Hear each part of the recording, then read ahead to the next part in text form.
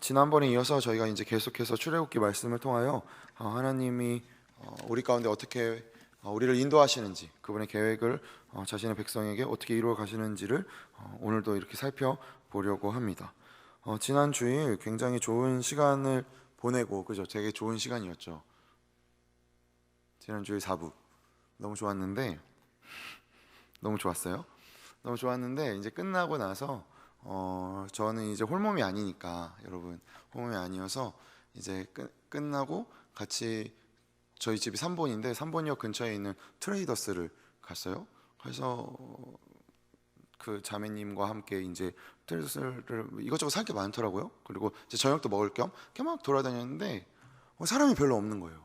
그래서 와, 진짜 우리 이사 너무 잘 왔다. 저 하나님 너무 신실하셔서 이렇게 좋은 동네에 트레이더스도 이렇게 가깝고, 제가 또 자본주의의 로마 제국의 앞잡이지 않습니까? 자본주의 너무 사랑하니까 이마트도 너무 가깝고 CGV도 가깝고 롯데시네마도 가까운 거예요. 그래서 정말 하나님 은혜다. 그래서 막 둘이 이렇게 즐겁게 돌아다니고 나서 이제 1층에 와가지고 밥을 먹으려고 이제 메뉴 몇 가지 시켜가지고 이렇게 세팅해놓고 이제 밥 먹으려고 하는데 제 눈에 들어왔어요. 마스크를 낀 몇몇 무리들.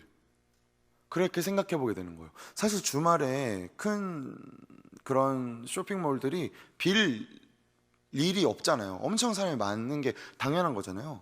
그런데 그걸 잠깐 망각하고 있었던 거죠. 신혼의 즐거움은 공포도 극복합니다, 여러분. 결혼하세요. 내년에 다 결혼하세요, 여러분. 그래서 너무 문득 그렇게 생각하게 됐어요. 그러니까 순간 마스크를 낀 분들과 마스크를 끼지 않고 이거 진짜 맛있겠다, 해맑은 저희 둘, 이렇게 보게 되는 거죠. 그래서 살펴보게 되는 거예요. 이러한 갑작스러운 바이러스의 사태로 인해 벌어지게 되는 상황들. 근데 사실 저는 이것으로 인해 가장 씁쓸한 건 서로를 향한 눈빛입니다. 사실 마스크를 끼워도 괜찮은 거고, 안 끼는 것도 어떠한 면에서는 그렇게까지? 근데 사실은 모두를 위해서는 끼는 게 당연히 좋기는 하겠죠. 그런데 거기서 오고 가는 그 눈빛들인 거죠. 왜 저 사람은? 저 사람은? 그리고 괜히 중국말이 들리면 약간 움찔하게 되고, 그리고 오고 가는 가짜 뉴스들. 그래서 뭐가 진짜인지 모르겠고. 그래서 제가 살펴보다가 한 기사를 발견했어요. 2월 2일 뉴욕타임즈에서 지난 전염병들과 코로나 바이러스를 비교했습니다. 그리고 의학신문에서도 코로나 바이러스와 메르스, 사스, 이게 대표적인 거니까요,를 비교했어요. 이거를 통해 알 수 있지만 메르스는 치사율이 40% 정도였대요. 그러니까 이 병에 걸리면 사망할 확률이 40%였고 사스가 한 10% 정도였대요. 근데 지금 우한 코로나 바이러스는 치사율이 4%, 뉴욕타임즈에서는 한 1%에서 3.5% 정도대로 봤는데, 그러면 생각해 보게 되는 거예요. 우리가 병의 경중을 떠나서 우리가 알듯 메르스 때나 사스 때만 해도 이 정도는 아니었잖아요. 그죠? 라고 공감하기엔 사스를 겪은 이들이 없는가? 설마 02년 이후에 태어나신 분? 아니요, 00년 이후. 설마.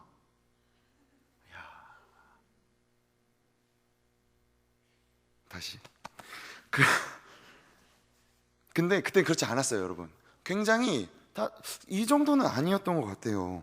그래서 코로나 바이러스에 대처하는 반응이 사실 굉장히 역대급이죠. 어떤 면에서는 그만큼 철저하게 반응한 것일 수도 있으나 곳곳에서 들리는 가짜 뉴스들이 있다는 겁니다. 가짜 뉴스들을 그래서 모아봤어요. 우한 사람들이 좀비 됐다는 뉴스. 되게 웃기죠. 그런데 이게 저 카톡으로도 받았어요, 저도. 그러니까 이런 가짜 뉴스들이 바이러스에 대한 두려움을 더 크게 만들죠. 그냥 사실은 계절성 독감이 한 1% 정도대래요. 생각보다 높죠, 그 플루. 그게 1%대인데 그거보다 한 1.5%에서 한 4% 사이를 왔다 갔다 하는 거니까, 사실 우리가 계절성 독감 이렇게 불 때 막 그렇지 않잖아요. 사실 그것도 치사율이 1%면 상당히 높은 편인 건데, 근데 왜 우리는 이러한 바이러스로 인해 이렇게 두려워하고 어려워하고 힘든 상황에 전 세계가 직면할까 생각해 보게 되는 거죠. 이 포인트는 근데 그러니까 좀 여러분 괜찮아요. 이렇게 서로 악수도 하시고 뭐 이렇게 서로 안아주시고 뭐 이렇게 하고 마스크 안 껴도 됐고 손 안 닦아도 되고 여러분 너무 그렇게 쫄아 있을 필요 없어요라고 말하는 게 절대 아니에요. 우리가 객관적인 수치로 비교하였을 때 이에 대한 우리의 반응이 어떠한가를 살펴보길 원한다는 거죠. 우리가 왜 이렇게 반응하게 됩니까? 우리를 이렇게 반응하게 만드는 가장 큰 핵심의 마음은 무엇이죠? 공포심입니다. 공포심이죠.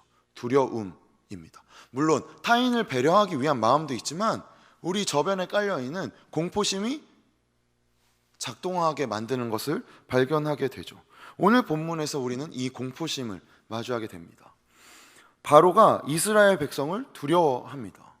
그런데 우리가 오늘 본문에서 살펴보았듯이 이스라엘 백성이 이집트를 향해서 쿠데타를 일으키려는 움직임이 있었다든가 그들에게 대항하려는 흔적이 1장 본문에서는 나타나 있지 않아요.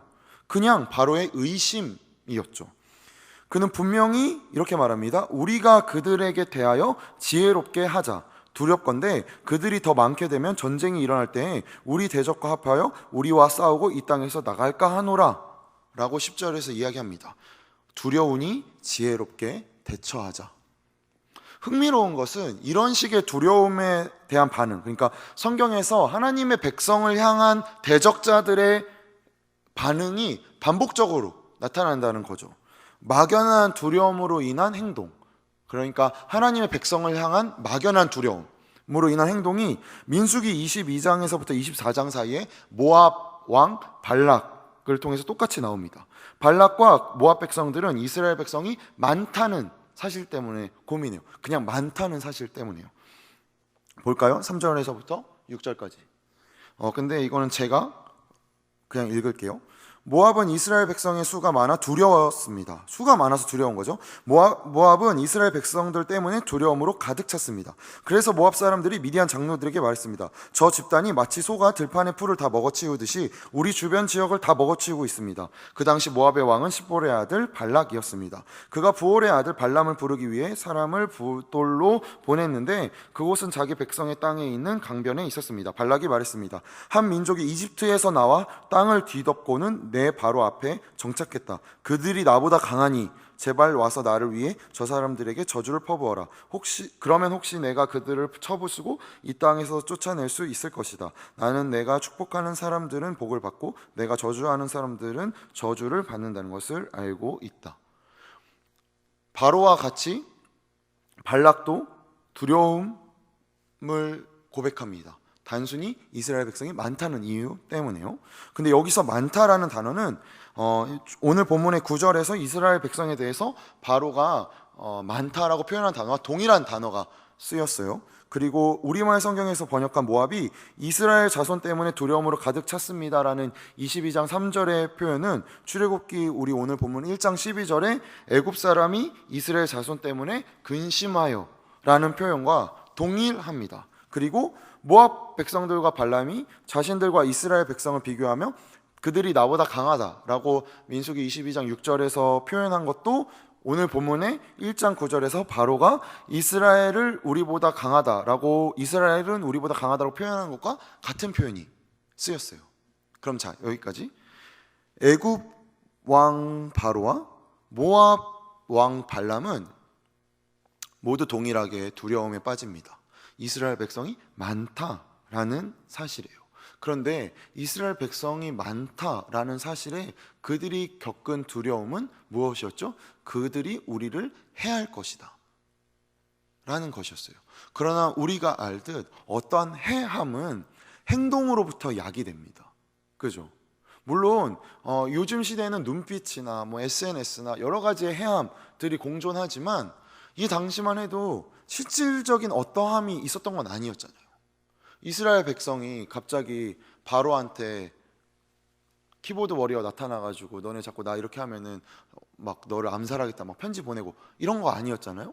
그냥 그 상황에 대한 판단을 모압 왕 발락과 바로가 한 것뿐이었어요. 그런데 이 현실화되지 않은 사건에 대한 막연한 두려움, 그래서 근거가 없고 실체가 없는 두려움이 사로잡히게 되자 어떻게 되죠? 바로의 행동이 구체화됩니다. 이스라엘 백성을 노예로 삼아 강제 노역을 시키자라고 결정하게 되는데, 그래서 발견하게 되는 거예요. 두려움은 행동을 만들어내게 되는 것이죠. 그리고 그 행동은 우리가 마주하는 현실이 됩니다. 근데 재미있는 것은 바로의 행동, 이스라엘 백성을 노예로 삼아서 강제 노역을 시키자라고 한 이 표현이 우리가 이전에 알았던 표현과 굉장히 유사한 표현이라는 것입니다. 바로 바벨탑 사건입니다.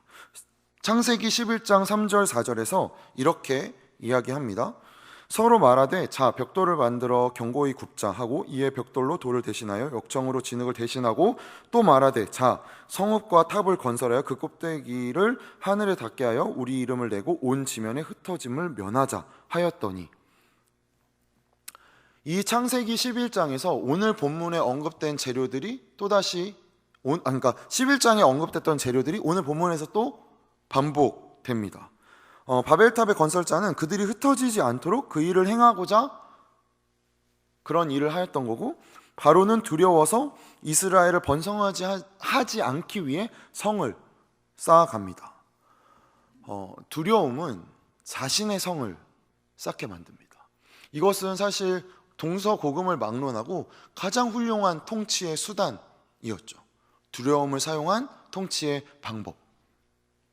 그리고 이 두려움은 현실을 바라보지 못하게 만듭니다. 우리가 방금 우한 코로나 바이러스로 인해 우한의 시민들이 좀비가 되었다라는 사실에 되게 웃었지만 사실은 너무 슬픈 일이잖아요. 그 안에서 고통에 휩싸여서 울고 있고 바깥에 나가지도 못하고 얼마나 무섭겠어요? 그런데 그 사실을 바깥에서 그냥 편안하게 내뱉는 말로 현실화시킵니다. 그러면 우리는 어떻게 반응하게 되죠? 왠지 모르게 중국 사람과는 같이 함께 지내기가 불편해져. 그리고 무슨 일이 일어나죠? 각 캠퍼스에 중국인 유학생이 몇 프로 있는지를 조사해서 떠도는 기사와 카톡 뉴스들이 떠돌아다닙니다. 와, 이 학교 진짜 위험하겠다 라고 자연스럽게 판단하게 돼요. 진짜 그런가요? 진짜 그런가요? 단순히 이 문제만 그렇습니까? 우리가 두려움으로 만들어내는 성들에 대해서 한번 생각해 보십시오. 나의 두려움이 만든 성들. 그런데 이건 내가 알고 있는 확실한 현실이라고 생각하는 것들. 그것이 얼마나 확실한 현실인지, 그것이 얼마나 견고한 성인지. 바로는 분명히 이야기했습니다. 지혜롭게 대처하자고. 그는 분명히 지혜롭게 대처했어요. 성을 쌓기 시작했죠. 그래서 내가 상상하는 현실을 현실로 만들어 버립니다. 그리고 그 현실에서 살아가게 되죠. 두려움의 힘이 바로 이것입니다. 나의 생각, 나의 해석이 현실이 되는 것. 나의 생각만이, 내가 상상하는 것만이, 누군가 이야기하는 것은 전혀 상관없고 일단 나는 옳은데 너 한번 이야기해봐. 혹은 내가 선택한 사람들, 내가 좀 수용할 만한 사람들이 하는 이야기로 내가 내 성에 재료를 쌓는 일이 능숙해지죠. 한스 로슬링이라는 스웨덴의 국경 없는 의사회를 아마 이분이 만드셨나? 그래 하여튼 갑자기 생각이 안 나네요. 테드 강연에 되게 인기 있는 강사 중에 한 분이셨는데, 이분이 암 말기 판정을 받고 이제 자기가 몇 개월 안 남았다라고 사실을 듣고 쓴 책이에요. 팩트플리스라는 사회학 책인데 여러분 한번 읽어보시고 진짜 강추합니다. 그러니까 여기서 뭐라고 말하냐면, 사람은 누구나 태어날 때부터 세상을 왜곡되게 바라보는 10가지 본능이 있다는 거예요. 그런데 사실을 사실대로 우리는 바라볼 수 없다는 것이죠. 그래서 10가지 본능을 이제 차례로 쭉쭉쭉 이야기하는 거예요. 그러면서 이분이 이야기하는 것은 그렇지만 우리가 생각하는 것 이상으로 세상은 살만하다라는 것을 이제 말하고 있는데, 이게 결론인데, 그 10가지 본능 중에 공포 본능에 대해서 이야기하며 한 예화가 등장합니다. 스웨덴의 한 병원에 비상 환자가 갑자기 들어와요.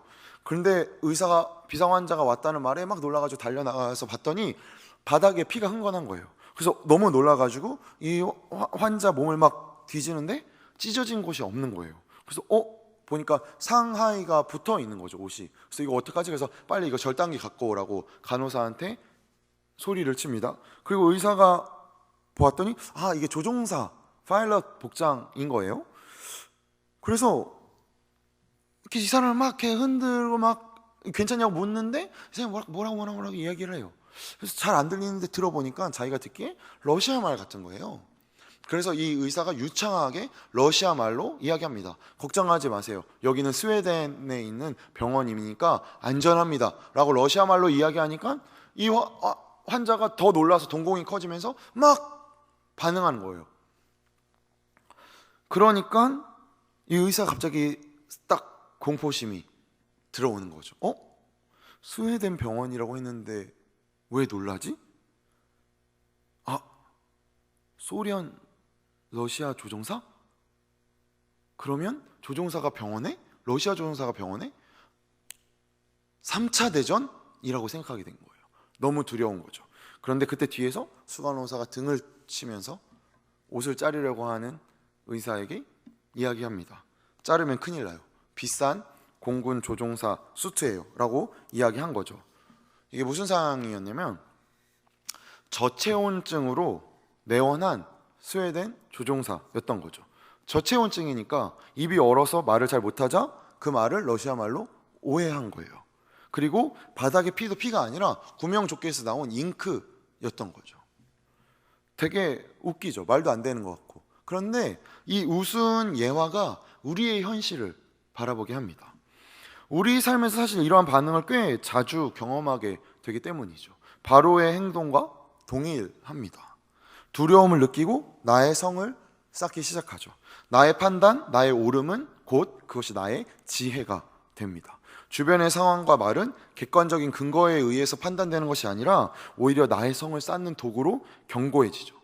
그래서 내가 화장실을 들어갔는데 두 명이 화장실을 뒤따라 들어온 거예요. 그래서 막 둘이 막 이야기를 막 해요.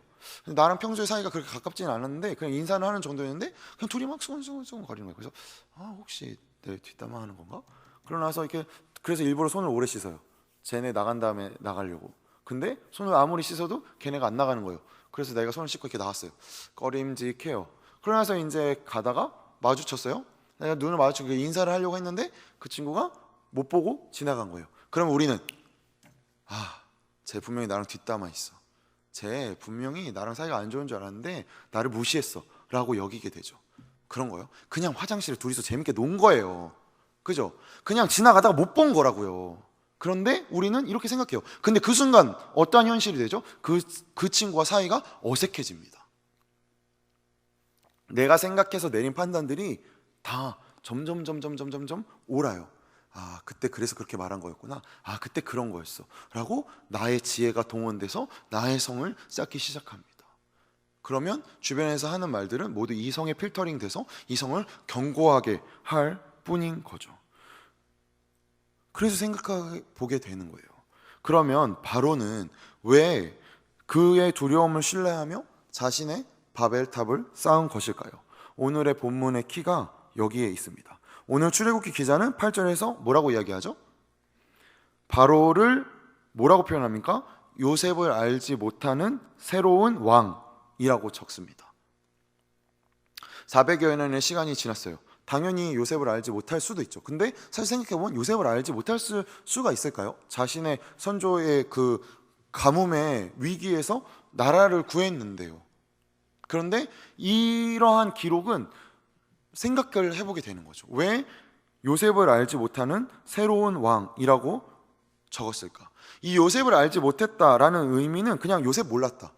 내가 정갑신 목사님 누군지 몰랐다 라는 정도. 그냥 내가 뭐 요즘 뭐 류현진 류현진 진짜 토론토 블루제이스에서 잘하면 좋겠어요. 근데 내가 류현진 몰랐다 뭐 이렇게 하는 그런 알고 모르고의 의미에서 제한되는 것이 아니라 이것은 받아들이다, 인정하다, 수용하다 여러의 의미를 포함하고 있습니다. 그리고 이 알다는 구약에서 상당히 중요한 의미로 사용되고 있기 때문이죠.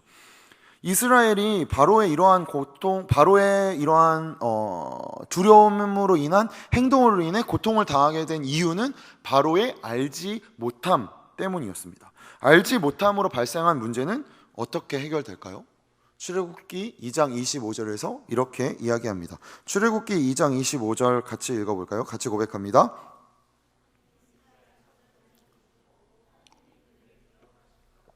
라고 나와 있는데 이 본문을 히브리어 그러니까 축자적으로만 번역하면 그 다음 하나님이 이스라엘 자손을 보셨고 그리고 하나님이 아셨더라. 이 알다라는 야다라는 동사가 여기서도 쓰입니다.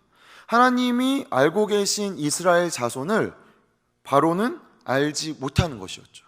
그런데 이 알지 못함은 그냥 알지 못했다, 나 얘네가 섬기는 신이 누군지 몰랐다 라는 의미가 아니라 곧 하나님을 거부하는 것이었습니다. 그래서 이 알다와 알지 못함의 충돌은 계속해서 출애굽기에서 일어납니다. 출애굽기 5장 2절과 7장 5절에서 모세가 이제 와서 바로에게 이스라엘 백성을 보내달라고 말했을 때 바로는 여호와가 누구이기에 내가 그의 소리를 듣고 이스라엘을 보내겠느냐, 나는 여호와를 알지 못하니 이스라엘을 보내지 아니하리라 라고 5장 2절에서 말합니다. 이에 대해 하나님이 주신 대답은 7장 5절에서 내가 내 손을 애굽 위에 펴서 이스라엘 자손을 그 땅에서 인도하여 낼 때에야 애굽 사람이 나를 여호와인 줄 알리라는 것이었죠. 그리고 이어지는 10가지 재앙의 중심을 차지하는 것이 바로 이 알다라는 단어입니다. 그래서 우리가 쉽게 생각할 때 이 알다와 알지 못함의 부딪힘은 마치 신자와 불신자 간의 싸움 혹은 하나님과 세상의 싸움으로 받아들이게 됩니다. 그러나 이러한 이분법으로 설명할 수 없어요. 왜냐하면 하나님과 세상은 대등한 존재가 될 수 없기 때문입니다. 비교할 수 있는 존재일 수 없는 것이죠. 그러면 여기서 나타나는 충돌의 원인, 이 싸움의 원인은 무엇입니까? 하나님께서 이 세상과 역사를 하나님의 뜻대로 그 목적대로 이루시려는 일이기 때문에 나타나는 것이죠. 생각해 보세요. 하나님이 자신의 백성을 기억하셨고 아셨어요. 그래서 그 자신의 백성을 자신의 자녀답게 이끌어 가기 위해서 하나님의 목적을 이루실 때 나타나는 세상의 반응이라는 것입니다. 출애굽기가 하고자 하는 이야기가 무엇일까요? 출애굽 사건이 이스라엘 백성에게 있어서 저들을 괴롭히는, 그러니까 이스라엘 백성을 괴롭히는 악의 세력을 제거하고 이스라엘 백성이 해방되는 것으로 끝이지 않다는 것이죠. 하나님께서 이스라엘을 세워서 이루시려는 일을 세상이 방해한다는 것입니다. 그게 그거 같으시죠? 이게 그게 아니에요. 성경이 구분하고자 하는 것이 무엇입니까? 세상이 우리에게 만족할 만한 답과 결과를 주는 것이 아니라 하나님만이 주실 수 있다는 것이죠. 왜죠? 하나님만이 우리의 목적을 알고 계시기 때문입니다. 하나님만이 우리의 인생의 목적과 우리의 삶의 여정을 인도하는 분이시기 때문이신 거죠. 우리가 성경을 통해서 바라보게 되는 것은 무엇입니까? 성경에서 계속해서 구분하는 것이 무엇이죠? 세상이 우리에게 만족할 만한 답과 결과를 주지 못한다는 것이죠. 하나님이 알고 계시니까요. 우리가 지난 출애굽기 첫 번째 시간에 나눴듯이 애석하게도 그러나 우리가 이렇게 하나님의 뜻을 발견하게 되고 하나님의 자녀로 빚어지게 되는 그릇은 애굽이라는 그릇입니다. 세상을 통해 우리가 사는 세상 속에서 이루어지는 것이죠. 내가 하나님의 백성이 되는 순간 나는 마치 유토피아처럼 다른 곳으로 옮겨져서, 그러니까 나는 이제 교회를 다니니까 교회라는 그릇에서 내가 빚어져서 잘 만들어지는 거라고 우리는 생각하게 되지만 애석하게도 그렇지 않음을 우리는 우리 삶에서 발견하게 됩니다. 그리고 참 신기하게도 애굽이라는 그릇 속에서 이스라엘은 400여 년의 시간이나 지났는데 애굽에 동화되지 않습니다. 오히려 이스라엘은 애굽에게 차별당하고 학대당하죠. 마치 세상이 우리를 너희는 우리 족속으로 보지 않는다고 핍박하는 것 같이 말입니다. 근데 이 핍박이 진짜로 여기에서 나온 것처럼 갑자기 우리에게 돌을 나르게 하고 흙을 이기게 만들고 성을 건축하게 하고 하면 너무 눈에 보이니까 이런 핍박이 나한테 오는구나 하겠지만, 우리가 현 시대에 마주하는 핍박은 얼마나 미묘하고 얼마나 간사하고 얼마나 우리가 알아채지 못할 정도로 다가옵니까? 주일에 교회를 나와야 하는가? 안 나와야 하는가? 내가 술을 마셔야 하는가? 안 마셔야 하는가? 내가 담배 펴도 되는가? 안 펴도 되는가? 내가 그리스도인으로서 이렇게 해야 하는가? 안 해야 되는가? 라고 질문을 던지지 어려울 정도로 미묘하게 우리의 삶을 점여 들어옵니다. 그것이 핍박과 환난과 세상에서 대답하는 것이죠. 너는 우리와 같지 않다. 그런데 이를 통해 우리가 바라보게 됩니다. 우리가 구원을 얻은 이후에 누가 제일 먼저 알아채게 될까요? 우리가 구원을 얻었어요. 우리가 신자가 되었어요. 그럼 누가 제일 먼저 알아챕니까? 바로 세상이죠. 그리고 하나님의 백성을 향한 세상의 그 알아챔의 반응이 뭐죠? 환난과 고통입니다. 이거 단순히 소나람이 하는 이야기가 아니라 예수님께서 뭐라 그러시죠? 세상이 너희를 핍박하는 것은 나를 핍박했기 때문이고 너희가 세상에 속하지 않았고 나에게 속한 증거다. 그러니 기뻐하여라 고 말씀하십니다. 환난과 핍박과 고통이 우리 가운데 다가올 때 말입니다. 그래서 우리가 놀라는 지점이 바로 이 지점인 거죠. 내가 하나님 편인데, 나 하나님 편이면 세상에서 잘 돼야지, 내가 더 특혜 받아야지. 근데 그렇지 않다는 것이죠.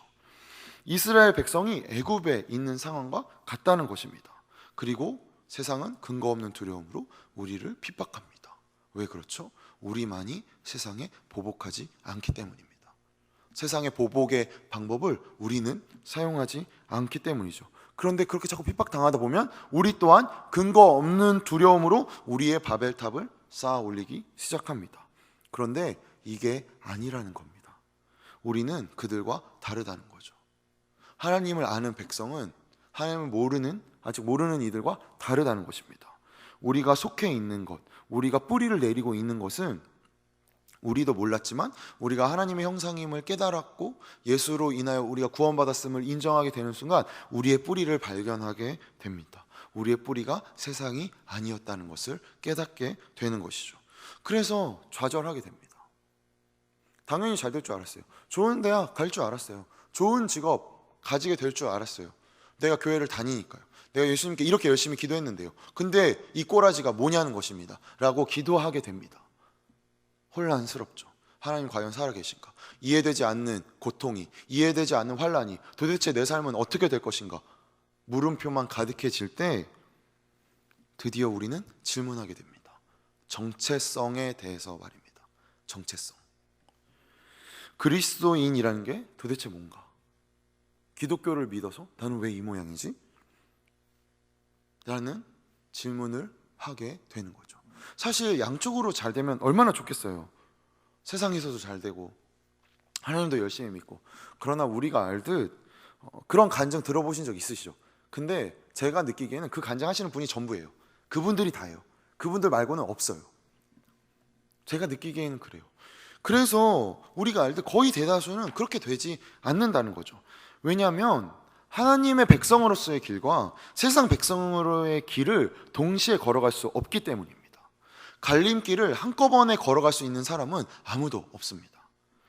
우리가 이 환난을 겪어가며 세상이 우리를 내치고 등을 돌리는 것을 통해 우리는 왜 하나님이 내 소원에 대답하지 않는지에 대해서 비로소 생각이라는 것을 하게 되고, 그리고 그 덕분에 영혼에 대한 갈망과 무엇이 더 가치 있는 것인지, 무엇이 더 값진 것인지, 하나님이 목적하시는 것이 무엇인지 이해를 가지며 신앙의 길을 걸어가게 되는 것입니다.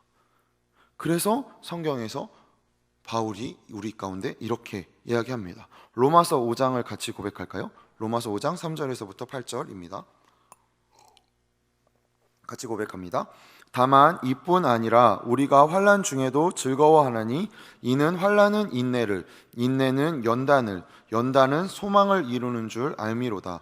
소망이 우리를 부끄럽게 하지 아니함은 우리에게 주신 성령으로 말미암아 하나님의 사랑이 우리 마음에 부은 바 됨이니, 우리가 아직 연약할 때에 기약대로 그리스도께서 경건하지 않은 자를 위하여 죽으셨도다. 의인을 위하여 죽는 자가 쉽지 않고 선인을 위하여 용감히 죽는 자가 혹 있거니와, 우리가 아직 죄인 되었을 때에 그리스도께서 우리를 위하여 죽으심으로 하나님께서 우리에 대한 자기의 사랑을 확증하셨느니라. 아멘이십니까? 진정 이 말씀 앞에 아멘이십니까? 우리가 아직 죄인이고 옛 성품을 벗어나지 못했다는 것을 고난을 통해 확인시키십니다. 시행착오를 겪죠. 많은 실패 속에서 자신을 포기하고 예수 그리스도만을 의지하는 신앙이 자라나게 됩니다. 이스라엘이 애굽의 박해 속에서 자라나듯 말이죠. 원치 않는 고난에 붙들린 이스라엘 백성은 이 다음에 어떻게 됩니까? 이제 저들은 하나님, 그러니까 진정한 우리의 아버지 대신 하나님의 백성의 자유로 나아가게 됩니다. 그러기에 출애굽이 주어지는 것이죠. 이들의 목적은 결코 애굽의 탈출이 끝이 아닙니다. 억압과 고통으로부터의 해방이 결코 끝이지 않습니다. 그것보다 더 훨씬 적극적인 하나님의 백성다운 진정한 영광을 누리는 새로운 장으로의 초대인 것이죠. 종종 그런 간증을 이제 종종 듣게 될 때 제 마음 가운데 오는 약간의 불편함이 사실 있어요. 그것이 뭐냐면 구원받기 이전에 내가 얼마나 방탕했는지를 주로 말하신다는 겁니다.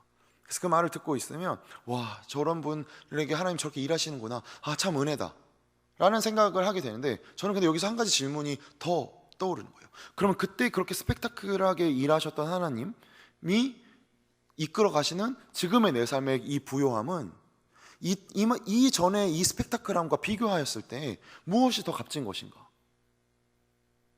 당연히 지금의 삶의 부요함, 지금 내가 신자로서 내가 하나님을 안다는 사실, 내가 예수 그리스도를 믿는다는 사실, 그가 나를 위하여 죽으셨다는 사실이 과연 내 이전에 내가 겪었던 여러 가지의 삶의 과정들보다 과연 큰가?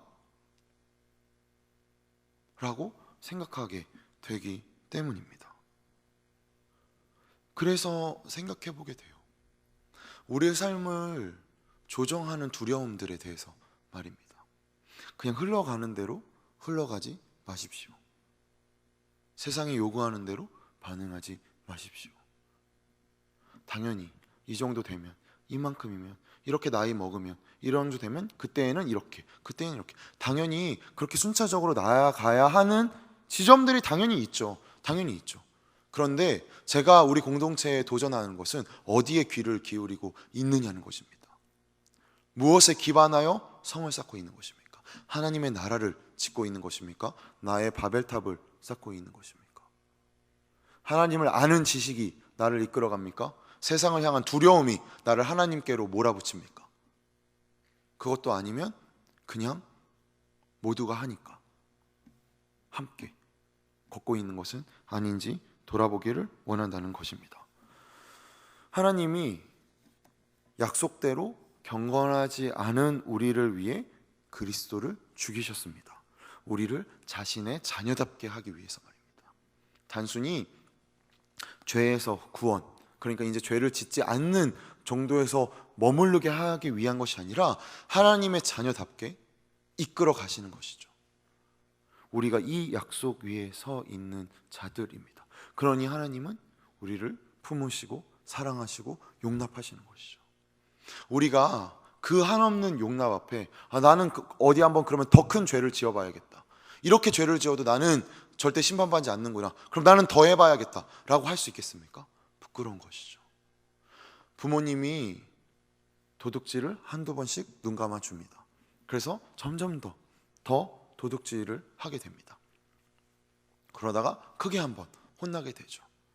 그러고 나서 점점 시간이 지나가면서 이 도둑질이 잘못된 것이라는 것을 깨닫게 됩니다. 그리고 나서 살펴보게 되죠. 아, 첫 번째, 두 번째, 세 번째 훔칠 때도 엄마랑 아빠는 알고 있었구나. 그러면 우리의 마음이 숙연해집니다. 그러면 어떤 마음이 들어요? 아, 다음번엔 집문서를 한번 노려봐야겠다 라는 마음이 들겠습니까? 화염 맞은 자식이죠. 여러분, 부끄러운 겁니다. 그죠? 어떻게 되죠? 더 숙연해지죠. 아, 그러네, 나도 좀 이 사랑에 부끄럽지 않게 나도 엄마 아빠에게 좀 더 인내하는 모습 보여야겠다. 나도 좀 이런 사랑에 내가 받은 자임을 내가 좀 그렇게 살아야겠다 라고 여기게 되는 게 자녀됨이지 않습니까? 그런데 왜 우리는 방만해집니까? 왜 우리는 한없이 괜찮다고 여기는 것입니까? 그럴 수 없다는 것이죠.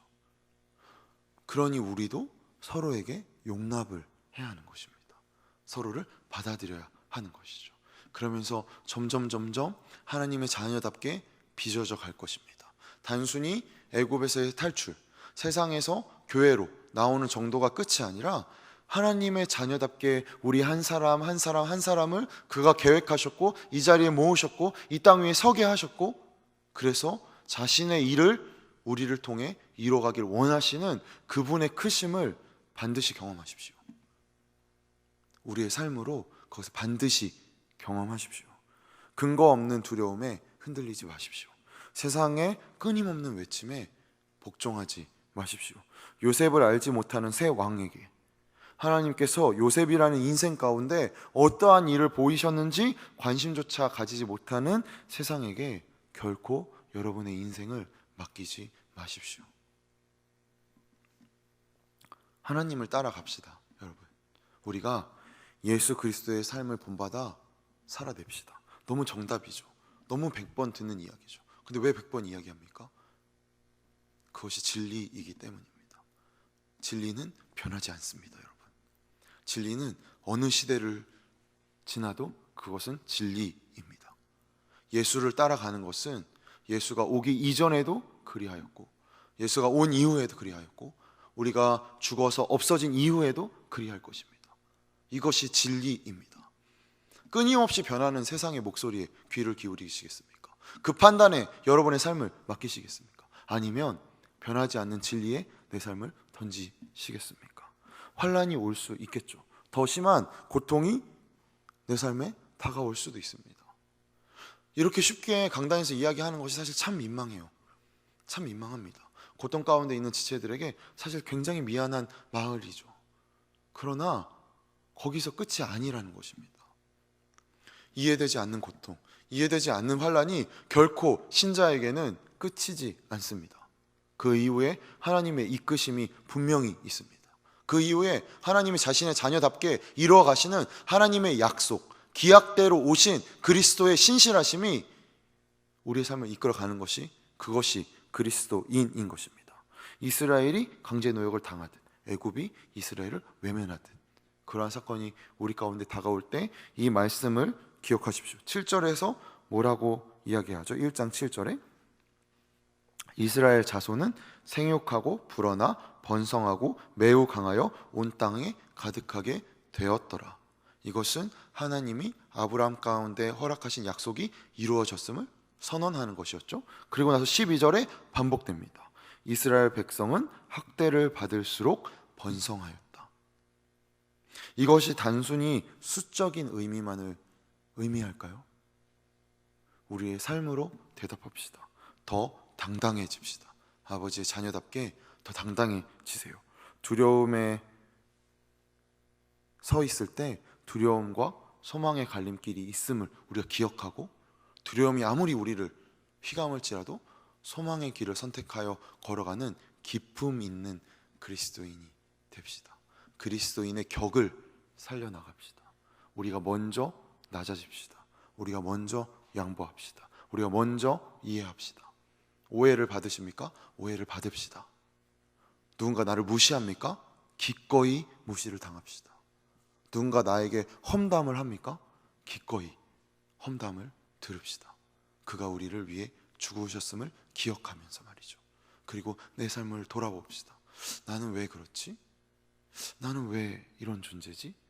그리고 하나님이 우리를 자신의 자녀답게 목적하시는 대로 이끌어 가시는 그 길에 동참하는 저와 여러분 되시기를 소망합니다. 저희 같이 함께 기도할까요?